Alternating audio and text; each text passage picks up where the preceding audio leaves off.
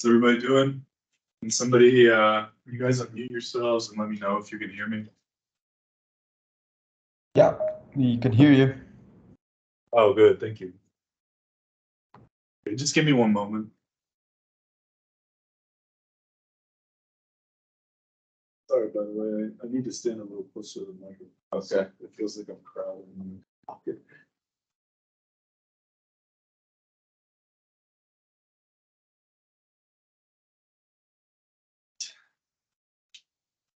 So can I get some thoughts about our quiz before we go over it? Do you guys have anything that you want to say? Was it too easy? Was it too hard? What are we thinking?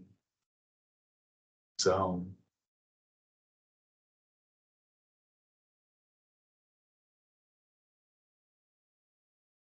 somebody be brave and unmute yourselves. I definitely could have done a little bit better. But, okay. Yeah. No, that's not what I'm saying. I mean, everybody actually did pretty well. And I want to address a couple things. So the first is that I did not write the quiz to be really easy. Okay, I did not write it so that you could just look at your notes and be like, boom, boom, boom, there it is, easy 100 points. But I also did not write it to be so hard that you couldn't do well at all. So I just I wanted to point out to you guys that if you feel like you could have done better, I got that feedback a lot. Folks were like, yeah, it was kind of tricky. Some questions were pretty easy because I said the answers explicitly in class. But then some questions were pretty hard, you know, like the supply and value question or the caveman question. They're supposed to make you think.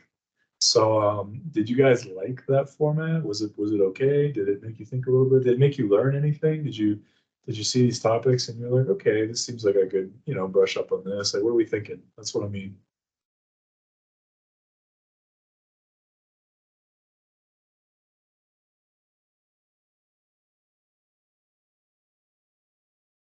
Yeah, for sure. More engaging to have to think about it a little bit than to just mindlessly go through your notes and pick it verbatim. More engaging. Yeah. Good. So more engaging. Well, somebody just unmuted themselves, but they didn't. I didn't hear what they said. Can you repeat what you said, please? Yeah, sorry. No, I just probably made me think more critically of like the topics that were presented on the quiz. Good. That's what I wanted. That's what I wanted. Okay. So I wanted you guys to use your brains. Okay. So it's like this. I'm an economics professor, but before I was an economics professor, I was a data analyst. And anybody can learn data analytics. Anybody can learn statistics. Anybody can learn any of this stuff. But what makes a good data analyst, or what makes a good worker in general, is just being able to think critically and put the pieces together in a way that is unusual, or it's not something that can be easily kind of learned. So that was what I wanted. I wanted you guys to think a little critically. Our quiz tonight, so we have a quiz that's going to go live after this class, because remember, I publish a quiz every Wednesday and they're due the following Sunday. But this one is short answer. So that means that it's not multiple choice. It's just going to be, there's just going to be 4 questions. And then all you got to do is write the answers to each of your questions. And then that's it. That's all. 4 questions. Give me the answers. There is a basic rubric that's going to be the front page of the quiz. Each question's worth 25 points. And that 25 is divided into 5 smaller categories. So logic, cohesiveness, economic knowledge, grammar, and then you got to pull in a source. So get on the internet, Google something, tell me that you know it. That's what I'm looking for. It's supposed to be a little bit more straightforward so that you're going to get the whole 100 points. I want you guys to walk away from this class having learned something and thought a little critically and not just filled in the blanks. However, as well, so if you guys thought the first test was hard, the first quiz, you could say, don't worry too much about it. The first one is usually pretty tricky. And, you know, you guys are getting used to my testing style. I'm getting used to how I test you guys. But at the end of the semester, I'm going to drop the one that you have that's got the lowest grade. So everybody's going to lose a quiz if they didn't do too hot on it. That's not in the syllabus. I did not write that in as part of the course, but I figured I'd throw you guys a little bit of a lifeline. if you guys are opposed to that, if you want to do it the way we've been doing it, then that's fine. Just shoot me a message or shout. Be like, hey, professor, I want to keep the bad quiz. Then that's fine, I guess. But I'm just letting you guys know that I will get rid of the lowest scoring quiz that you have. Okay, so that'll clean up anything that you miss and it'll help your grade a little bit. Sound good? Your silence is deafening. I'm taking that to mean yes. All right. So let's go over this thing. One of the big things I said was that I wasn't going to give anybody any answers. That's why when you submitted your quiz, you could not see what the correct answers were. You could only see if you got them right or wrong. So I'm going to go over the answers now. That's the reason why I didn't show anybody any answers whenever they submitted their quiz. I wanted everybody to turn in their quiz so that I could go over it in class. And that way, nothing would be unfair for any students that maybe take it and they have their answers. It's kind of like the honor system, you know. So, all right. First question. What would be studied by a macroeconomist? Okay, so the answer to that one was inflation. And if you want to chime in, feel free. Okay, so inflation, right? So if I get a pay raise at work, is that macroeconomics? Is that aggregate? Am I literally affecting the entire United States whenever I get an extra $1.50 at Metro State University? No, that's microeconomics. Elon Musk lowers the price of every Tesla in the world. So again, microeconomics, because he's one guy and he's working at one company. Now that might affect a lot of people, but we're still only looking at the individual decision that he's making. And last one, the Safeway closes in my neighborhood. Again, that's not macro. That's just some company doing something. Decision made by individuals. Okay. Oh, for the folks at home, so I forgot to say this. I'm going to time out from the quiz for a second. I put in a work order to get a lapel microphone because I went back and I listened to some of my recordings and they are not very loud because I'm speaking to a microphone that covers the whole room. So I put in a work order. I'm going to get a microphone to wear on my collar, and that I think will be a lot better. I'm sorry, by the way, if you're trying to watch these recordings and they're really quiet. There's nothing I can do about that until I get the lapel microphone. But for now, can you guys hear me okay? Yeah. Okay. That's also why I moved forward one row. Okay, so let's get back at it. What's the most important resource to a macroeconomist? That's macro with an A. The answer was people. Okay. It's not time, it's not money, and it certainly is not Balenciaga, although I wish it were. It's people, right? Because macroeconomics and microeconomics, they do this really funny trick whenever you go from one to the other, where when you have microeconomics, when you're studying the individual, you're looking at one person. And what is one person always limited by? Their time. It's how you use your time that allows you to do everything else, right? The usage of your time is that from which all things flow, right? So time, most important resource to a microeconomist. But whenever you look at the large scale, institutions exist perpetually. They're just full of people who get replaced by other people. So over time, unless they change, they're pretty much static. So the Roman Catholic Church has been around for like 2,000 years. Okay? Judaism has been around for like, I don't know, 4,000 years.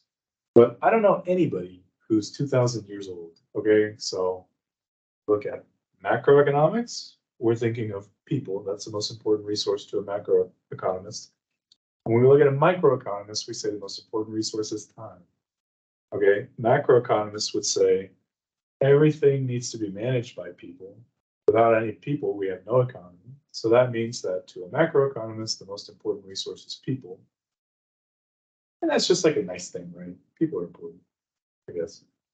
All right, an example of a price would be $5 that I pay for a box of oranges at Safeway, okay? It is not all the opportunities that I would have given up in order to buy those oranges. It's not the amount of time that it takes for me to get somewhere. And it's not the cost I incur when I buy something. Price is what you pay. We talked about this. It's the money that you spend. That's the definition I want you to keep in mind in this class, okay? So $5. All right, difference between society and an individual. So people don't live forever, but society has institutions which continue perpetually until they change in some way. So some meaningful way, okay? I'm not going to read every response to every question, but if you were confused about anything, you got to speak up, okay? So if you have one that you're like, hey, I didn't understand this, please, I can't see you raise your hand, so just shout it out. Same goes for you if you have a question. All right. What is defined as the amount of money people in a market are willing to exchange in order to obtain a good or service? Money, price, easy, right? Money, how much I give, price, how much I'm supposed to give. Make sense? Okay. What is defined as everything that must be given up in exchange for something else? I had a lot of trouble with this one in my earlier class, and I think it warrants an explanation. Okay, so what is the difference? We have price, cost, value, and opportunity cost. So right away, get rid of price and value. Those are two different things. But there are two answers in that question that are pretty close. So they are cost and opportunity cost. So what are they? When we're talking about opportunity cost, we're talking about giving up a chance to do something else. If I go to Wendy's and I get a hamburger, by definition, I cannot do anything else at that time. I can't go to Chipotle and get a burrito, which I wouldn't do anyway because Chipotle got rid of chicken al pastor, and I'm still pretty mad about that actually. But anyway, if I go to Chipotle and I get a burrito, I can't go to Wendy's, I can't go to Subway, I can't go to McDonald's, right? So we call that the opportunity cost. That means you are foregoing the opportunity to do something else. However, that's not the whole picture. When I'm talking about what something costs me, I'm also talking about the money that I spend, the price that I pay, right? I'm also talking about the time that it takes for me to go somewhere. And I'm also talking about the energy that I have to expend in order to do anything. So the difference between opportunity cost and cost is this. Opportunity cost is all endeavors that you could be doing, but you're not. Cost is that plus the money, the time, the energy, and everything else that you spend in order to do something. So the answer to that one was cost, okay? If the question would have been, what is an opportunity cost or define opportunity cost, I would have been looking for what I forego in order to do something. All the opportunities that are foregone in order to do something else, okay? So that's opportunity cost and that is cost. So the answer to that one was cost. All right. What is defined as the overall importance and measure of worth and usefulness assigned to something? That is value, okay? If something is not important, it's not valuable. If something is very important, it's very valuable. Easy, right? That one, I said that a lot in class, I think, but I'm not sure how many times I said some of those definitions, but I know I mentioned it. Okay, what is an example of scarcity? I'll read all the responses to this one, okay? There are fewer bags of potato chips on the shelves at Safeway than usual. Okay, fewer than usual bags of potato chips on the shelves at Safeway. Is that scarcity? Does that mean that there's a limited amount of potato chips in the world? I mean, I don't know. That doesn't really indicate scarcity as much as that we'd call that a shortage. So we're not seeing as many bags of potato chips. I would call that a shortage. We need more potato chips to meet that red hot demand for whatever potato chips people are buying. Okay, gas prices have risen over the last few weeks. Is that an example of scarcity? I don't think so. Prices change a lot. That doesn't tell me anything. Prices reflect scarcity, but it doesn't tell me anything about the state of scarcity right now. It doesn't really define scarcity for me. So it's like, I don't really think I can use that answer. All right. There is a limited amount of coal that exists on Earth. So that's the correct answer, all right? Because what's it telling us? What's an example of scarcity? We don't have unlimited coal. Coal is a scarce resource, and it tells you in the answer there is a limited amount. So that right there, that is scarcity. Last one, Elon Musk has discovered a new deposit of natural gas on Mars and plans to sell it to us Earthlings. Okay, is that an example of scarcity? I don't think so. What's happening here? If Elon Musk discovers a new supply of something and he introduces that commodity onto our Earth and into our economy here on Earth, all he's really doing is he's increasing the amount of something available to us, but he's not solving the problem of scarcity. There's not an unlimited amount of natural gas coming from Mars. And so we still have the problem of scarcity to contend with. Okay, so is everybody tracking on that one? The answer to that one was the coal response. Okay. What school of economic thought is associated with free markets? Classical economics. Okay, this was the one that I said, hey, at the end of class, I'm a little bit rushed. We didn't get everything, but this is on the quiz, so write down this definition. Classical economists, think of folks like John Stuart Mill, or maybe more importantly, Adam Smith, and they talked about free market and laissez-faire, or let it be economics in the marketplace. Okay, what types of policy affecting the economy, what type of policy affecting the economy is controlled by the Congress? That's fiscal policy. Fiscal policy. Have you guys ever heard of fiscal cliffs? They have them in the Congress. They have them in the discussions a lot, where like Chuck Schumer and Alexandria Ocasio-Cortez are going to be like yelling at the Republicans and stuff and all that, and they'll be like, hey, you know, we're approaching the fiscal cliff. We need to call the president. So think about that. Fiscal policy is economic policy dictated by the Congress. Okay, so right there, fiscal policy dictated by the Congress. I think I said it Wednesday. Okay, who wrote an inquiry into the nature and causes of the wealth of nations? Okay, if you put Adam Sandler, don't withdraw from the class. He's an actor. He's not an economist. The answer to that one was Adam Smith. Okay, easy to Google the answer for that one. I also mentioned it, but it's Adam Smith. Okay. What school of economic thought is associated with government spending? That's Keynesian. Okay, so that one is the one that's spelled K-E-Y. Okay, that guy, he was John Maynard Keynes. He was a prominent economist in the Depression era, and he came up with Keynesian economics. And he was a man from Great Britain, and therefore his name is pronounced differently than you do. It's not Keynes. Like every time I see that name, I'm like, oh, Keynes, but it's not. It's Keynes. Okay, so he was a huge advocate for government spending. I thought I had mentioned that definition right at the end, so I wanted to make it clear. He was a big advocate for government expenditures fueling economic activity. Like kind of like the sink when there's no plug, turn on the faucet and, you know, keep the sink filled up. I think I mentioned that analogy. It's like when you have a sink and there's no drain cover, the water empties. And so you need a faucet constantly running to keep the water in the sink basin.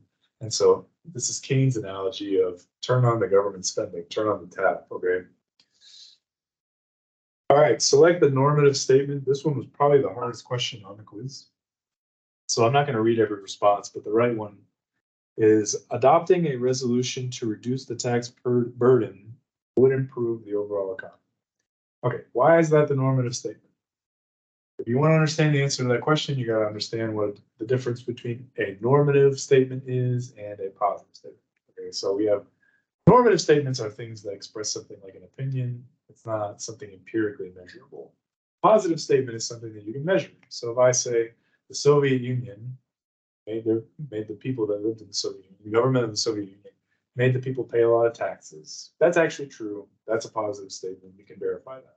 If I said that reducing the tax rate would increase tax revenue, that's actually been proven 4 times in American history since the beginning of the 20th century. So we have Calvin Coolidge, JFK, Ronald Reagan, and then George W. Bush all lowered the tax rate for the people of the United States, and revenue for the government increased. So stuff like that, those are positive statements. The key operative word in this is would, okay? So adopting a resolution to reduce the tax burden would improve the overall economy. I mean, is that necessarily true? What can we say about that? It's more of an opinion, because it's like if you adopt a resolution to reduce the tax burden, what necessarily happens? Sometimes if you reduce it by a little bit, the economy doesn't change much. So it's a normative statement. I don't want to trip you guys up. Don't worry too much about it if you got it wrong. If you got it right, that's good. But I touched on it for for 1 second. So don't worry too much about it. Plus, I said that the lowest grade that you get on these quizzes is going to get dropped. So don't worry about that one. Okay, what's an example of price gouging? Okay, this is a good question. Price of cheese increases at a predictably consistent rate over a long period of time. Okay, price gouging. We talked about it a little bit with our analogy of hand sanitizer. The hand sanitizer price that you find in the marketplace went way up, way fast. Okay, and if you watch the news, you always hear of people complaining about the dreaded practice of price gouging. So we look at price gouging as a phenomenon where a price shoots up really quickly. Okay, keep that in mind. So we're asking about the price of cheese increases at a predictably consistent rate over a long period of time. If something is predictably consistent, that means I know how it's going to go from day to day. Okay. And I guess there's not a word in there that indicates something is happening pretty quickly, but if you're looking at a predictably consistent rate, what that kind of means in economic shorthand is you can tell what's going to happen, right? And so with price gouging, it's inconsistent. It's like unpredictable. It happens like that, right? But this is predictable. You can kind of see what's coming. So that's not the right answer. Prices fall. I'm not even going to finish reading that response. If you're looking at prices going down, then it's not price gouging. Okay, when we're talking about the general decrease in prices, that's not price gouging. All right. The price of shoes temporarily increases at a sharp rate, then declines. Okay, so that's the right answer, right? The price of shoes goes way up, temporarily increases at a very sharp rate, and then declines. Why does it decline? Because when the shoes started out, before they got really expensive really quickly, before the price of shoes shot up at a very fast, high rate, they were at market equilibrium. They were selling at what the market preferred to buy them at. So then the price was gouged, shot way up. The problem with price gouging is you can't sustain it, okay? Because as fewer people are buying the product when it gets so expensive, nobody can afford it, the suppliers are going to have to lower their prices if they want to get rid of their shoes. We talked about value and we talked about who wants what. I want shoes, but the people who are selling the shoes don't want the shoes as much as they want my money. And so that's why the price comes down when price gouging occurs very quickly, unless there's an intervention, which I'll touch on. So the answer to that one, price of shoes temporarily increases. And then when you look at the last one, there's a high and consistent increase in overall prices due to inflation. That's just not price gouging, okay? Okay. What school of thought is associated with increasing or rather manipulating the size of the money supply? So it's monetary economics. It's what we find in the United States today is the dominant school of thought with government action. So we have monetary economics and we have the money supply. Easy equivalency there. Which statement is correct about the difference between the caveman and us in the modern age? All right, so we have resources in abundance because we understand how to use them to our advantage. The caveman lacked resources because he could not process anything. Is that true? Did the caveman have resources? Yeah, he did. He had resources, he just didn't use them as efficiently or in the same way that we do. So like, for example, I have an iPhone. If I want to call my mom, I just get out my iPhone, I touch her name, and I call my mom. If I gave a caveman named Ooga Booga my iPhone, what do you think he would do with it? He'd probably go try to kill a fish with it, right? He doesn't know how to use it. He doesn't know how to gain anything from it. He just thinks it's a clock that lights up. You know, maybe try to kill an elephant with it. I don't know. Maybe he has a PhD. He might be Dr. Ooga Booga. Might be a pretty smart dude. But the fact is that in our society, we have accumulated a lot of knowledge on how to use our resources. The caveman had resources in greater abundance than we do now because none of our resources had been used whenever he was around 10,000 years ago. We just used them differently. So what's the next response? The caveman had the same resources we do today. We just use them differently, although pollution we create means we are less efficient. Well, see, there's no equivalency between pollution and efficiency. Like the pollution we create doesn't make us less efficient. Efficiency comes from using resources wisely, having an economy that's very robust. Okay, pollution has nothing to do with that. That's an answer that I threw in to confuse you guys. So the right one was the third response, which is the caveman had resources in greater abundance than we do now. We have the knowledge on how to use them more efficiently, just like I said. The last one is we are as efficient as the caveman was, but we use resources differently as the caveman did. Is that true? No, because we are much more efficient than our friend Dr. Ooga Booga. We know how to use iPhones. We know how to drive cars. If I were alive 10,000 years ago and I had this pen made in Japan, what I would do is I'd write my name with it. They probably had no clue what that would. They'd probably be like, "What planet are you from?" No idea how to use stuff. If I had to build an internal combustion engine 10,000 years ago, if I knew how to do that today, I would have to find the metal, the materials, the oil, all that lubrication and stuff. But I might be able to do it. What's the difference? I'm living today and I'm living 10,000 years ago. The only thing that's the same is me. I'm taking me with my knowledge 10,000 years ago. Okay. So it's just, the question was designed for you to think about human capital and the real strength in an economy is what's between our ears. Okay, so that was the point of that question. It's not to slander any cavemen. I'm very inclusive when it comes to cavemen. Okay, so why is scarcity important when it comes to studying economics? Okay, resources are limited, but uses are potentially unlimited, meaning scarcity matters less to the individual and can be disregarded overall. But folks, you can never disregard scarcity. It's the first rule of economics. Resources are scarce. There's not enough for everybody to have, okay? So even at the individual level, when you can kind of behave like there are unlimited resources, like I could eat an apple every day for the rest of my life.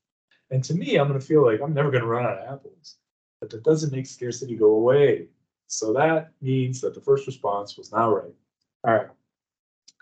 Second response, if scarcity did not put a limit on the resources we have available to use, there would be no need to economize, and therefore no reason to study the way those resources are distributed.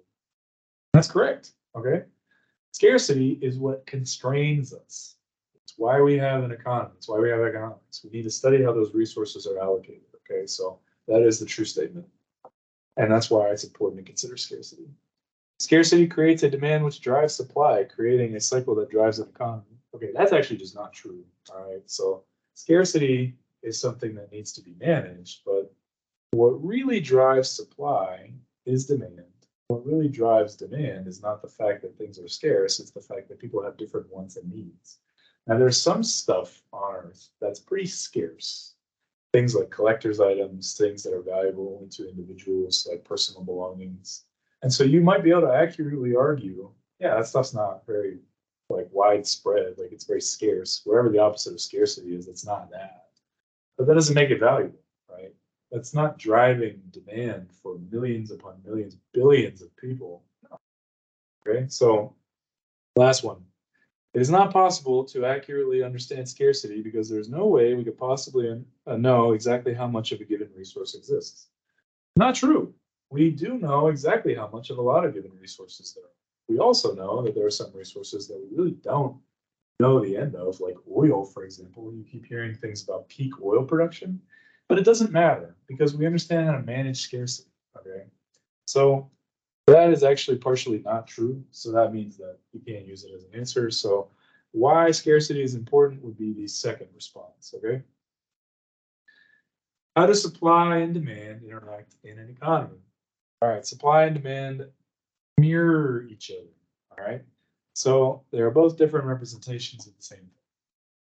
All the other answers were meant to they were just meant to throw you off. But remember in class, I did say that they mirror each other. Supply and demand are two different representations of the same thing. Let's take for a second the idea that I might be a fisherman and I sell fish to buyers who want that fish, okay? So I'm a fisherman, I go fishing, I gotta sell my stock to the people who want to buy the fish. I have a supply of fish, they have a demand for my fish. But it's not like I'm just so gracious that I'm giving away my fish just because, you know, like whoever does that, who's a fish giver, I don't know. But think about it like this. I'm the fisherman. I also have a demand for something. What's the demand for? Money. I want money. I want money. You want money. Cardi B wants money. We all want money. Joe Biden probably wants money. I don't know. Everybody wants money. Okay, so if I am the fisherman and I have a supply of fish and there's a population that has a demand for that fish, you can also say that I have a demand for money. That's what I'm going to give my fish away for.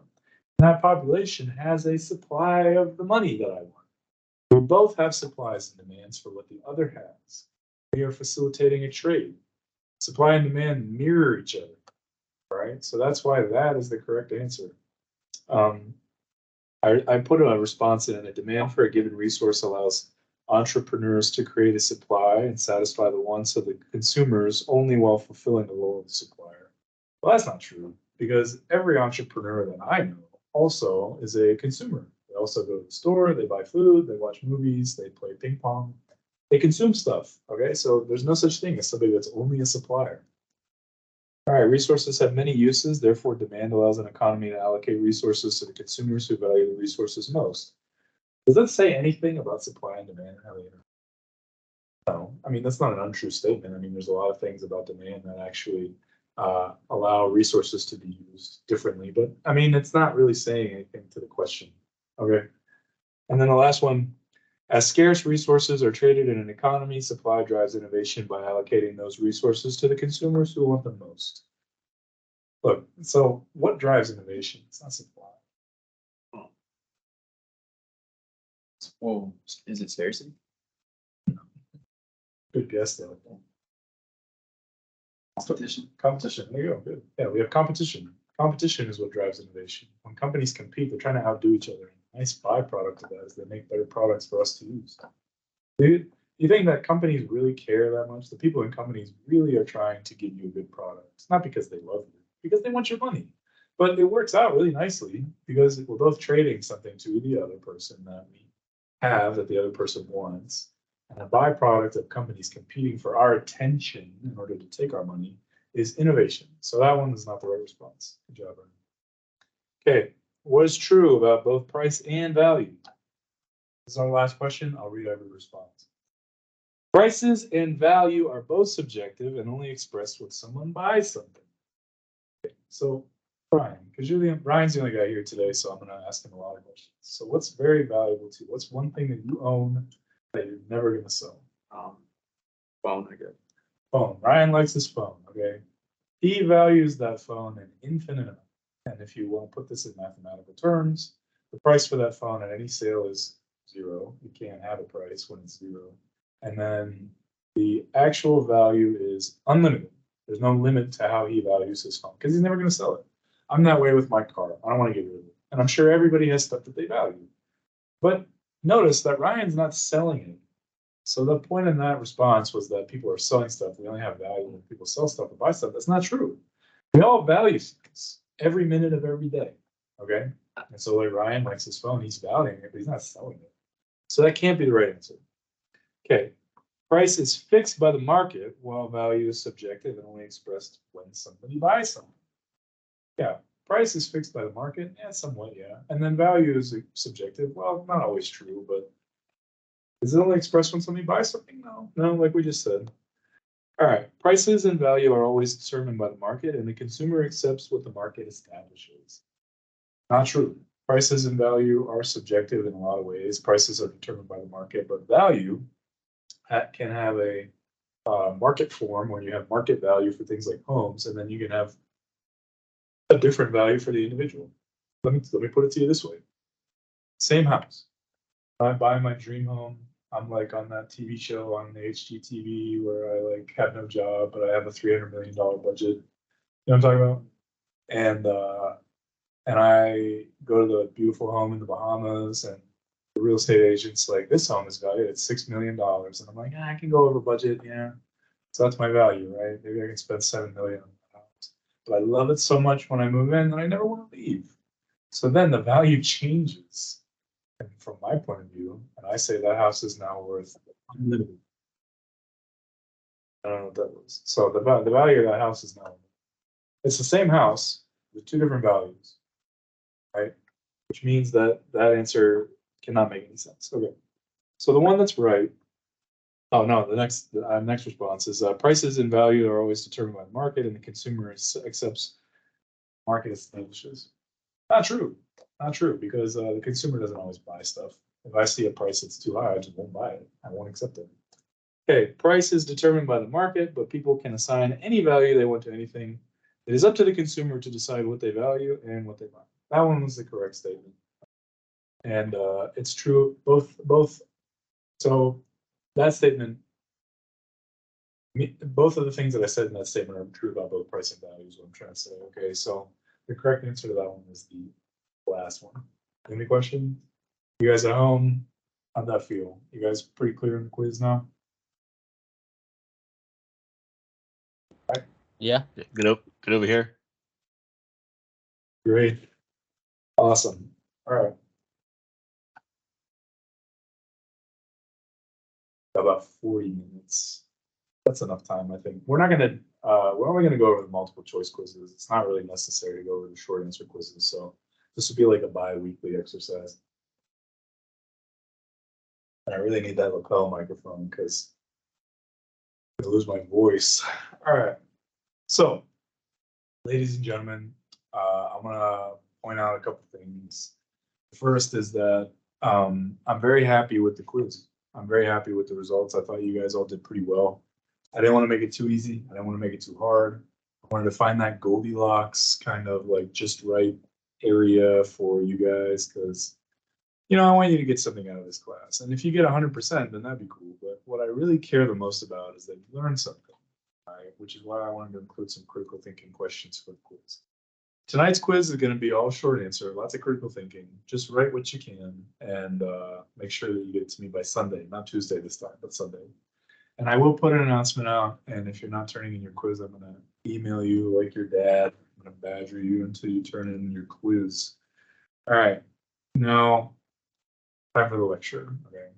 So the thing about macroeconomics is that for the uninitiated, a lot of this stuff is going to sound a little bit crazy and like amorphous. So for the average guy, if I'm just like waking up in the morning, the first thing I think about is not something like the Federal Reserve. You know what I mean? It's not something that's on my mind all the time.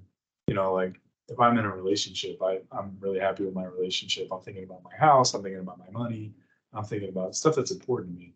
But I'm not walking around thinking about consumer surpluses. You know what I mean? So when you talk about macroeconomics, some of it can be a little bit lofty, right? A little bit like, what does this stuff have to do with me, kind of? But today's lecture is going to detail money. Okay, so today we're going to be talking about money. And this is the one that I think is really important in macroeconomics. Because like a consumer surplus doesn't always affect me, right? Or inflation, right? Like sometimes inflation doesn't actually affect people. Like if I'm working at a bank, inflation's great. You know, if I'm a money lender, it's not so great. But if I'm borrowing money, inflation might benefit me.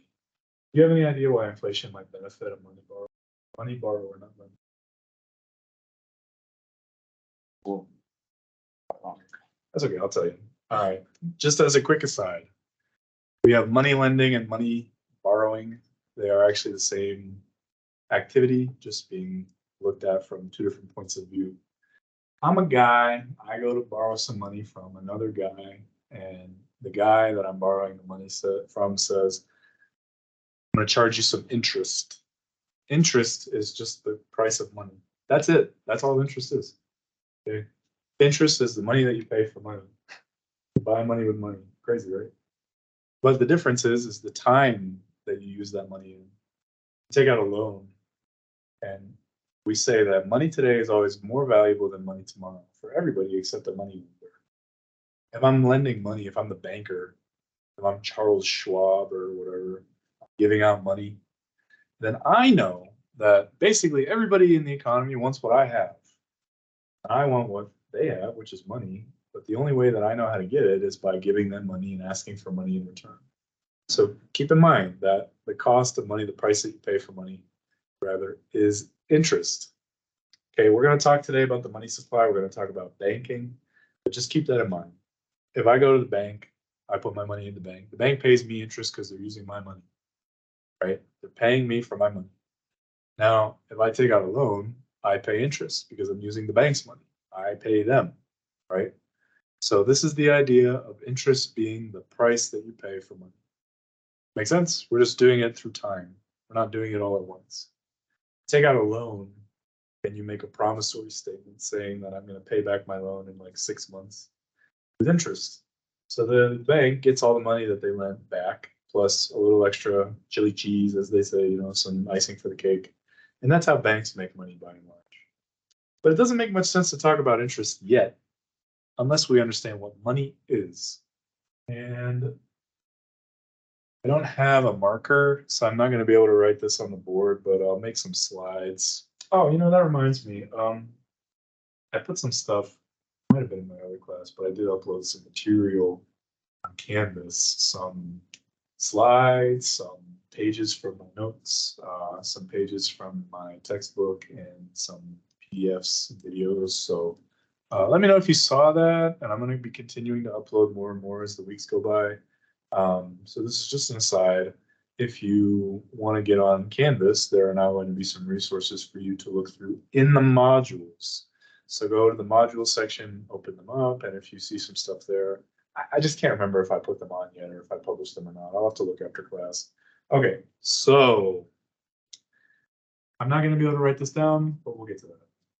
There are three things that money has to have in order to be considered money. There are three things that anything needs to have in order to be considered what we call a currency. Okay.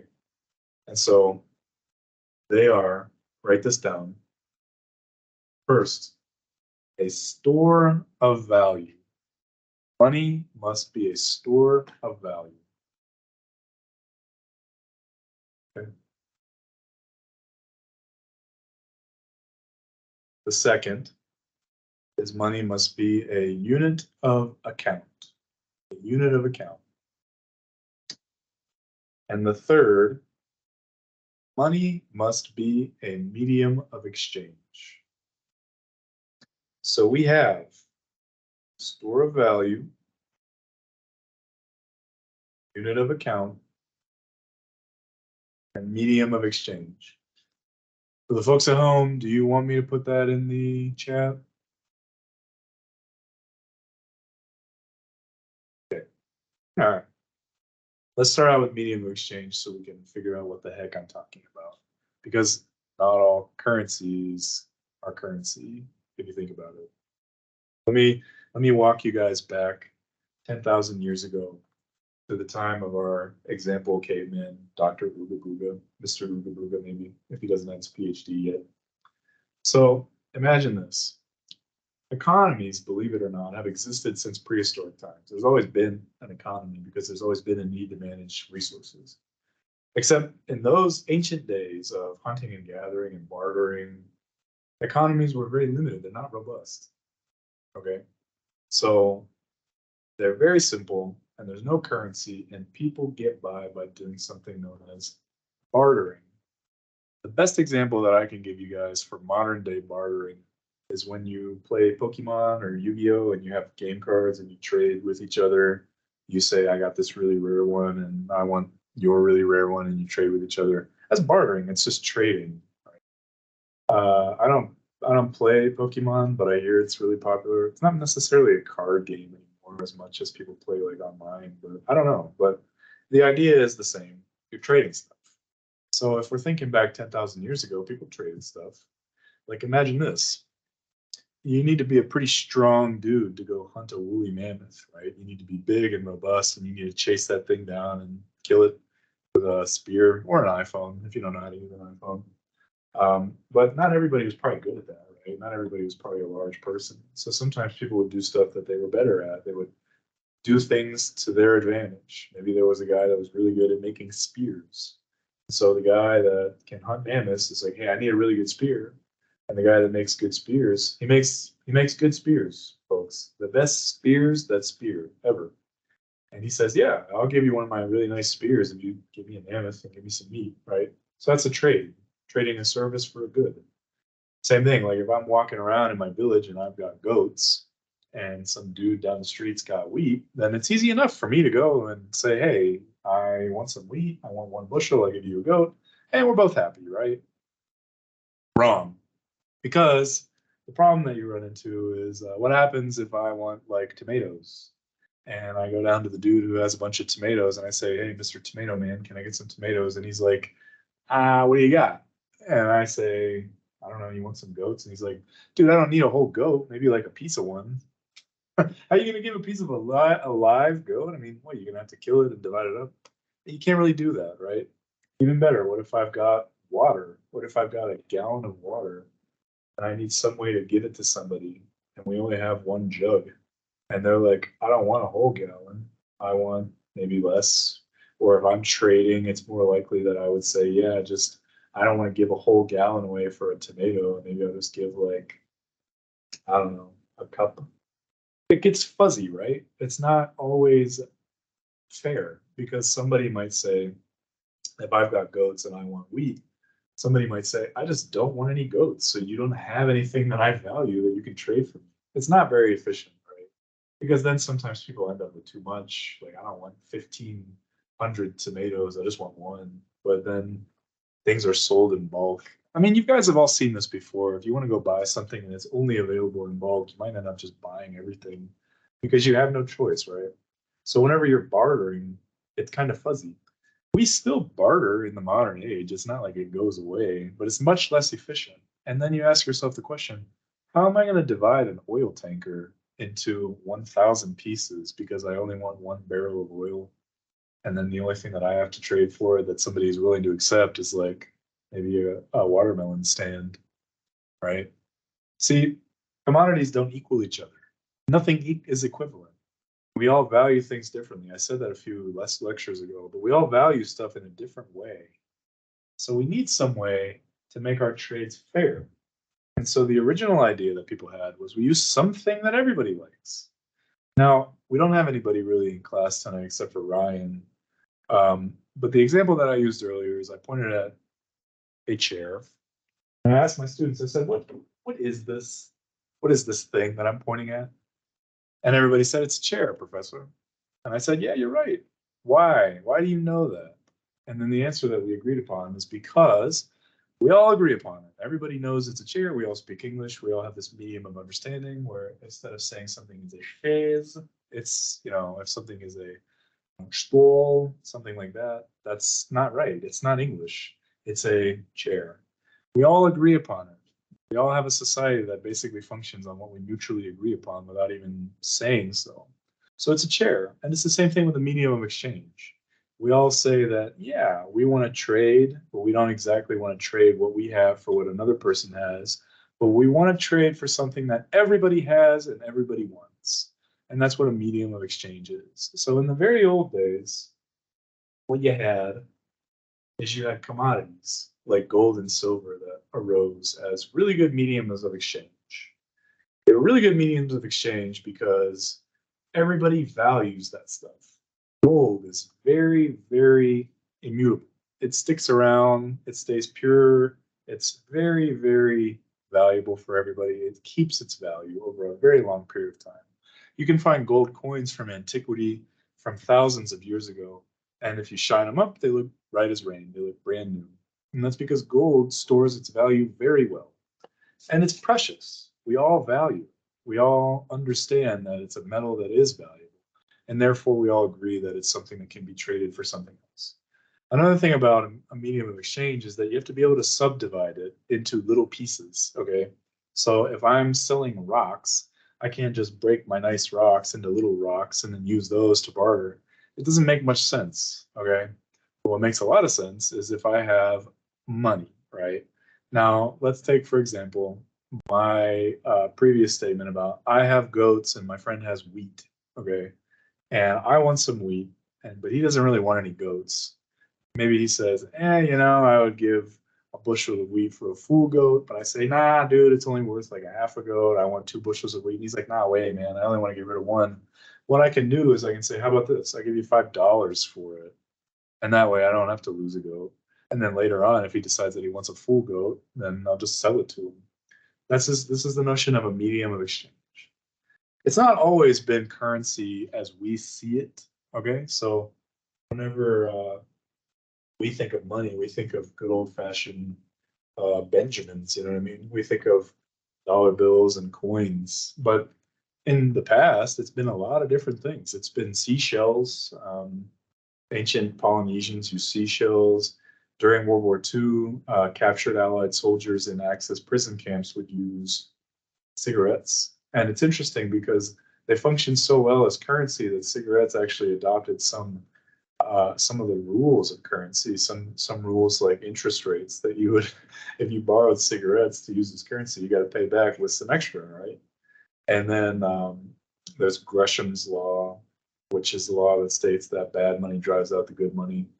Not really necessary to know, but it's an interesting point. Gresham's law states that bad money drives out the good money. And we can look at that through the lens of inflation. We can look at that through coinage devaluation. If I have a gold coin that's circulating through the economy and I want to save some money, if I'm the emperor, what can I do? I can shave some of that gold. Honorius and Pertinax were 2 emperors in the Roman Empire's history that did exactly that. They're very prominent examples of inflating their own currency by shaving the lining of their coinage.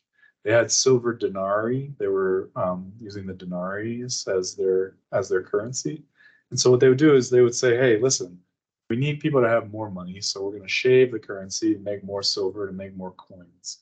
They literally inflated the currency, right? But the problem also is that they couldn't collect all the old silver coins because people have them in their savings. And so what you have is you have two coins. They're now worth the same value. I have my old coin. It's a full, maybe just for the sake of example, it's £1. Okay. The new coin is like 3/4 of a pound because it's been shaved. It's smaller, but the government says, hey, this by law is still worth one. So we have one gold coin worth £1. We have one gold coin, 3/4 of a pound worth $1, whatever, if you will. So which one are you going to spend? Shape. The smaller one. You're going to spend the crappier one because I don't want that. I want the more valuable coin, and everybody does. And so that's why Gresham's law states that bad money drives out good money. Whenever you see poorly managed money in an economy, the one that suffers, the currency that suffers is the good currency. So interesting. So we have money as a medium of exchange.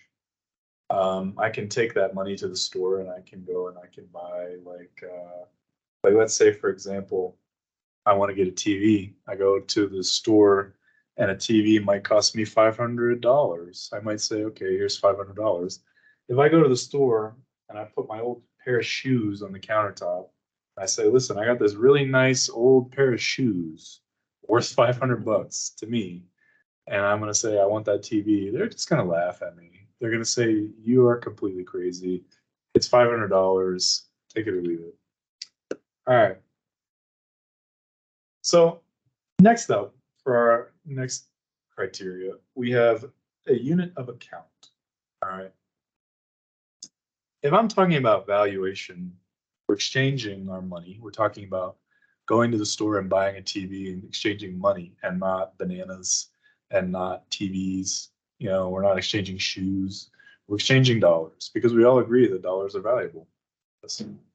It's the same thing as a unit of account. We all agree that dollars represent a very stable representation of what something is worth. So a unit of account means that a currency represents the value of everything that needs to be represented, essentially. So what is a unit of account? If I tell you how much my house is worth, let's say I own a house that's worth $500,000. Would I say to you, oh, I love my house. It's my dream home. I got it on that stupid show. $6 million was my budget and I spent $7 million. It's worth 14 elephants. Maybe it's worth like, I don't know, 60 camels or 75 horses or something. It's craziness, right? Nobody's going to know what I'm saying. Nobody's going to say anything seriously to me after I say that, okay? If I say, yeah, every week I get paid and I put it in my bank account and I got 60,000 bananas waiting for me whenever I withdraw my money. No, nobody, that doesn't make any sense. Unit of account shows how much value something has. A unit of account shows how much everything is worth, right? So if I say, if I have a chair, to me, I would say this chair is maybe worth like $70, $80. Maybe it's 120 now. I don't know. But I'm not going to say that it's worth a bunch of shoes. I'm also not going to say that this chair is worth one chair because, well, probably it is, but what does that even mean? Okay, so we have medium of exchange, we have a unit of account. Last up, we have store of value. So what does store of value mean? I am sure that there was probably a really good sandwich that a soldier in World War II ate right before the war began, maybe right after it began. I don't know. September 1st, 1939 is when historians agree the war began in Europe. So if I'm a dude on September 2nd and I make the best sandwich in the world, then I would say maybe for about a day, it's pretty valuable. Okay. In 2023, you can bet that that sandwich is not valuable. It's probably going to be like so moldy and dusty that it doesn't even exist anymore. It's like the bread turns into rock. I don't know. So that doesn't store its value very well. Candy canes don't store value very well. They don't last a long time. A store of value means that something can hold its value in a stable way for a very long time. If I go to the British Museum and I look in those cool exhibits and I see gold coins from ancient Rome, then you can bet there are a lot of people that are going to be like, wow, that's worth a lot. Okay. Stuff stores value well and is stable. It's considered currency. We use it also as a medium of exchange and a unit of account. They have to meet all three criteria, right? You can't just meet 2 out of the 3. You don't have currency in that. One of the interesting discussions around this notion of Bitcoin is that like nobody is really sure what it is, okay? Because not enough people use it in order to make it very stable. Bitcoin, I don't know if you guys knew this, but Bitcoin is very unstable. And all cryptocurrencies are pretty unstable, where they'll go from being like 60 grand a pop to like 16 grand a pop, and they fluctuate wildly. And that's not good to bet on, okay? So if you're an investor or if you're a speculator, this is something that you don't want to see. I didn't explain this, I think, before, but one of the lectures that I have planned is for economic growth. And one of the important preconditions of economic growth is actually stability and predictability. Okay, so if I'm going to invest in something, it makes way more sense for me to go and pay my money to somebody else to use it or to invest my money in something if I know that year by year until I die, whatever I'm investing in is going to give me money back. It does not make much sense to me as an investor if I go to buy something and the person that I'm buying something from says, give me the money now, and in a year, you might get it back, you might not, I don't know, up in the air. For economies to really do well, you need serious stability, okay? If an economy is very unstable, it's going to scare off investors. And investors are really one of the main drivers in economic growth. They provide the startup capital that entrepreneurs need in order to create businesses that innovate and create better products that make life better for the rest of us. So when we talk about stability, it's very important in economics. And so currency fills that role as a good store of value. So I didn't discuss inflation very much, but we will get to that. I think that I'm going to go over. So on the syllabus, okay, so we got about 15 minutes. So on the syllabus, you can look on the syllabus and you can see that for each day, I have a different lecture topic planned. However, I think given the fact that we went over the quiz and the fact that I have a lot to say about money, we are going to go over, and then I'll have to just finish it. Our lecture today, I'll finish it on Monday. So sorry about that, folks. I might have to deviate from the syllabus a little bit. I hope you don't mind. But I want to make sure that you guys all clearly understand money and how it works. So what do we say? We said money was a medium of exchange, a unit of account, and a good store of value. And for something to be a good store of value, you need to have predictability. Now, we didn't talk that much yet about inflation. So I'm going to explain really quickly what inflation is in the shorthand and not go into too much depth and detail about it. But just to give you guys an understanding of why it's important to have currency as a store of value, you have to understand what inflation really means. So I don't remember if any of our previous lectures had the topic of inflation come up, but did we ever talk about inflation? No, I don't think so. Yeah, I don't think we ever did. If we did, and I'm not remembering, just chime in if you want back at home. But there's an analogy that I really like to use in order to explain what inflation is, and it's the balloon analogy. Okay, so let's take, for example, I'm a guy, I have a balloon, and it's not inflated, it's deflated, it's just floppy. And then I hold it up to my lips and I blow some air in it and it gets bigger. And we might take the surface area to be the equivalent of the amount of money in the money supply. That's the analogy that I'm drawing here. So when the balloon gets bigger, we can say that there are more dollars in the economy, essentially, okay? So what's the trick here? I'm blowing up the balloon. Do I say that the balloon is getting bigger because it's getting bigger? Or do I say that the balloon is getting bigger because I blow it up? The answer is the balloon is getting bigger because I'm blowing it up. We have a modern definition for inflation. People say that inflation is a general rise in the price level across the economy. But I'm here to tell you that that's not what inflation is. That is an effect of inflation. It is a consequence of inflation. Inflation is when the money supply is enlarged, when there is an increase in the size of the money supply. That is what inflation is. Okay, you might see that definition on our next multiple choice quiz, so keep that in mind. Inflation is when the money supply gets bigger. When the money supply gets bigger, there's less impetus for the value to be high. So whenever I have a large amount of something, it's not going to be as valuable. The supply goes up and the price goes down because the demand is usually held constant. I didn't explain all that, but I will whenever we discuss inflation. But just believe me when I say that whenever you have an inflated money supply, prices go up because whatever you're talking about, the commodity in question, which in this case is money, believe it or not, money is a commodity. It's not as valuable in the basic sense. Okay, so that's inflation. So over the years, the federal government, the Federal Reserve, in all its wisdom, does actually want inflation. That is a target.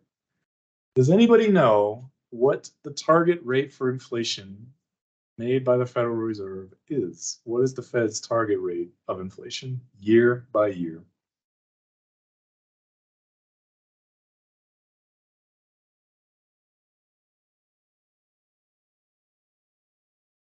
Right. So it's 2%. That's what the Fed says they want. Jerome Powell and all the cool guys before it was Ben Bernanke and all those folks that are chairs in the Fed, they say they want 2% inflation year by year. Man, that's a funny thing. Inflation is supposed to be bad for the economy. People say it's bad, but is it really bad? What even is it? So inflation is when the money supply goes up. And one of the consequences of inflation is it distorts the price system's signaling ability. So what that means is that whenever I have an increase in the money supply, there's no possible way for me to put all of that money in everybody's pocket at the same time. Think about this example. We'll just say that the money supply is at 30 trillion. And then all of a sudden we wake up tomorrow morning and it's 60 trillion. Everything we have, everything we need to buy will now cost twice as much. We need to pay a price that is twice as high. If I go to the store, then the food that I buy is not going to be $50, it's $100. If I go to Chipotle, burritos are now $20 instead of $10. Everything doubles. My wage doubles. That's pretty nice. If I'm coming to work and I'm making $100,000 a year, then all of a sudden I make $200,000 a year, right? So that's the idea behind inflation, right? So it sounds pretty good, right? Wrong, because it's not how it works. Inflation is pretty insidious in the sense that it doesn't affect everybody at the same time, and it never can. This is the reason why. In our country, the way that we expand the size of the money supply is we simply put money into the bank accounts of banks. The Federal Reserve says we've sold enough treasury bonds to finance this debt. We're going to change the amount of money in people's bank accounts to reflect the increase in the size of the money supply. So basically they tell banks, now you got more money. Great for the bankers because they got more change to throw, right? But what about me? I'm not a banker. So what are they going to do? Those bankers, they go out into the world and they buy things and they have a really nice time. And they buy all the stuff that now they have access to that they did not before. I think I mentioned the income effect in this class. It's a microeconomic concept, but the income effect is when you behave like you got more. That's all that is. And for those people where the currency has been inflated, they literally have more money. Now they have more money than everybody else. But then what happens? As the money works its way through the society that we live in, I get more money, I spend more money, people notice that people are spending more money. When demand is now increasing, prices go up. Crazy, right? So across the board, the increase in the size of the money supply increases the price level that you see all over. Because if I'm spending more money, then people are making more money. If they're making more money, they're going to raise their prices because they have to cover the cost of their inputs because they're going to make more inputs in order to sell them. And so it's this crazy concept. If it were true that everybody could wake up tomorrow morning and every single human being could have the same amount of money injected into their bank accounts, there was some magical ratio where everybody would have their income magically doubled, it still would not solve the problem of inflation. Why is that? I just told you it would be like a magical solution, right? There has to be a way that it would work. No, because not everybody spends the money that they have at the same rate. Maybe I'm a saver. How many of you guys, whenever you were a little kid, knew that one kid in your class that never spent his money? Every year for his birthday, he would have that crayon piggy bank full of all his coins, his quarters, and his nickels and his dollars. And for me, I was not that kid. I'm a great economics professor because I never cared about my money whenever I was a kid. I used to spend it like I stole it, really. And that's how a lot of kids are, right? That's not how everybody is. And so what happens? The amount of money that people spend is always different from each other. And so therefore, the amount of money flowing through the economy at any given time is always variable. And so you can never solve the problem of inflation. You can't. The only way that you could solve the problem of inflation is if you made everybody somehow magically buy all the same stuff at the same price, at the same time, in the same way, every single day, forever. That's the only way to do it. And so inflation is something that we live with, okay? So what's this business about a store of value? What is this store of value business, right? Inflation really destroys people's savings, okay? This is the question that I asked you about lending money. If I'm a money lender, some dude comes to me and he says, hey, I need some cash. And I say, I'll give you $1,000. You pay me back in a month with interest, pay me an extra $200, we'll call it square. But unfortunately, the currency inflates 300%, and therefore it costs $1,300 to make back what the 1,000 was before. Therefore, what you're actually doing is, if you're a money lender, you're losing money. You're not losing money in the sense that you're giving away more money each day. You're losing money in the sense that now I would have to work much harder to make $1,000 worth of money as I made it before. So if in June you make $1,000 and inflation jumps up maybe 10%, in July, you're going to have to work to make $1,100 in order to buy the same amount of stuff that you did whenever you had $1,000 in June. Make sense? Yeah, so you lended the money when it had more value, Bingo. increasing value over time. Yeah, lost it. Yeah.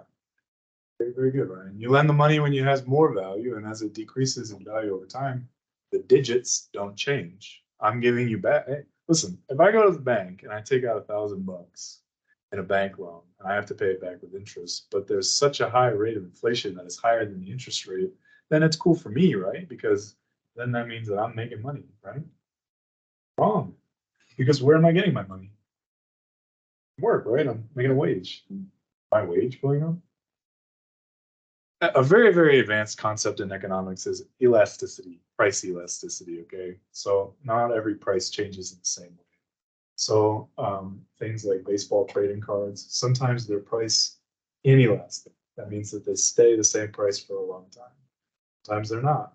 Sometimes they're price elastic, meaning that sometimes their price explodes. And a good case of that would be like the COVID pandemic. A lot of folks at home got really into collecting trading cards because they had nothing else to do whenever they were at home. And they're easy to send in the mail. So that's price elasticity, folks, is sometimes different things have different prices that change at different rates. So like oil and gas, gasoline is not very price elastic. It's usually pretty consistent, okay? Labor is very price inelastic. It doesn't really jump up much. There's not really a way to innovate that make people work any differently than they've been doing for thousands of years. I mean, I still need 8 hours of sleep a night. I still need the weekends to chill. In some cultures, people work more, but the basic sense is that you're kind of constrained by what you can do as a human being. Therefore, labor is not a very elastic commodity. If you look at it as a commodity, labor is a resource, right? So that's what I'm talking about. But other stuff is, I mean, the price of wood, very elastic, jumps up a lot. Okay, sometimes you can go to Home Depot and you can buy some really nice boards. Like by board foot, you can pay $2 a foot, maybe even less, for some 2x4s if we're doing some construction. Sometimes the price triples depending on what's available. So that's price elastic, bends a lot. All right, labor's not like that. And that's why whenever we have inflation, it really, really bites really hard for people because they're not getting huge pay raises at work. And if you look at the inflation pay raise that most people get whenever they look at their paychecks, it's less than the rate of inflation is. So it's hardly a raise. Crazy, right? We got 5 minutes, so I am going to have to finish with our discussion on Monday. But for the last 5 minutes of your attention, I want to talk about two things. Okay. We have to find a way to measure the size of the money supply. If we want to understand how money works in an economy, there's got to be a way to find out how much of it there is. Make sense? And so the way that economists do that is they divide all of the money in an economy into two categories. The first category, we're going to call it M1. That's the letter M and the number 1. All right. And this is what we use to measure the size of the currency in our economy. So M1 means that we're looking at all the dollars, all the coinage, so all the quarters, dimes, and nickels and pennies, and then any other checkable deposits. Okay, so a demand deposit, something like a checking account. If something is very liquid, I would call that part of M1. I can go to the store and I can just swipe my debit card or my credit card. Well, that's different, but swipe my debit card and I can buy something at the store immediately right away. And that is considered using M1. Is that clear? M1, currency, coinage, and checkable deposits. The word liquid just means easily convertible. So when we're talking economics, we're talking about stuff that's easily convertible into other things. And money makes a lot of things easily convertible into other things. Like if I go to the store and I say, I've got $15, I want that necktie, I want a nice tie for my shirt. That's fine. They're probably going to be like, okay, cool, no problem. Easily convertible. It's much more difficult if I'm using M2. So we have M1, and then the other measure is M2, okay? M2 is all of M1, and then plus stuff that's not very liquid, okay? So savings deposits, savings accounts, those are harder to draw money out of. Penalty accounts, if I have an account that I'm not supposed to draw money out of until I'm like 25, and I'm 21 and I need the money, then I got to pay a penalty, okay? That's part of M2. We have some others. We have like money market deposit accounts, small denomination time deposits, which means that over time they accrue a lot of interest, and some mutual funds, some retail market mutual funds. That's all stuff that's part of M2, but for that, really, who cares? The most important thing to remember about M2 is it's harder to convert that stuff into money, but it's there, okay? So a lot of economists actually disagree about what the better measure for an economy is. Okay, is it M1 or is it M2? Does M2 just represent wealth or is it actual money that you can spend? Well, the answer is yeah, it's both. But the whole point that I told you about economics on the first day we were here was economics is the study of choices. We're choosing how to manage our resources. Money, all money does is it lets us trade for resources in a more efficient way. So the quote that I want to read to you is as follows. A well-designed and well-maintained monetary system facilitates the production and distribution of wealth. Plain and simple. If we have a really good monetary system, life is going to be easy because people can do their business in a much more easier way than otherwise. All right.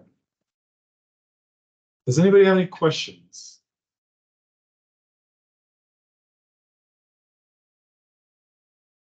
You have any questions? Stick around. I'm going to turn off the recording. Stick around if you don't mind. Okay, so I'm going to go ahead and turn off the recording if you guys don't have any other questions. Tonight, I'm going to make the quiz go live once I clear up everything. It should be, I don't know, 8, 9, 10 o'clock. I don't know. It just depends on when I get done with all my work. Quiz goes live, and then turn it into me on Sunday, okay?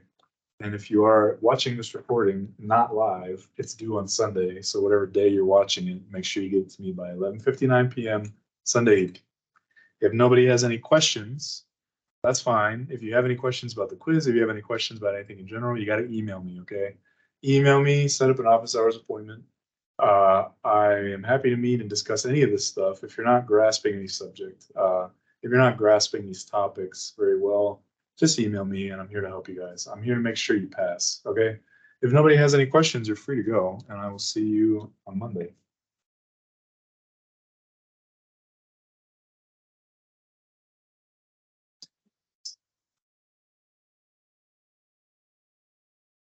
Thank you, Professor.